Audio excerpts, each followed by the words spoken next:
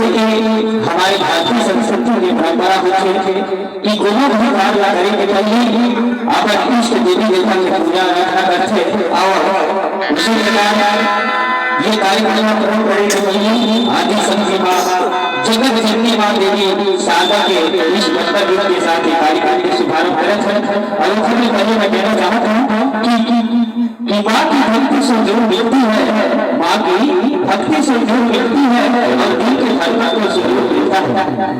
मां की भक्ति से जो मिलती है और दिल के धड़कन को सुरूर मिलता है, जो भी आता है मां के दर पे इस जरूर मिलता है। तो आइए इसी भाव के साथ कार्यक्रम का शुभारंभ करते हैं। तो पहले कहना चाहता हूं कि ये मां ही होती है उस दुनिया में, कि वो मां ही होती है उस दुनिया में जिसके बिना कोई गम नहीं होता और दुनिया साथ दे ना दे मां का बिना किसी से कम नहीं होता, कम नहीं होता। तो आइए आप सर्वप्रथम प्रस्तुत जी बता दिए देवी शारदा मां जिंदगी के रास्ता बनाइए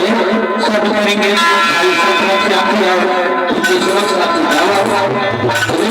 प्रस्तुत जी बता दिए देवी शारदा मां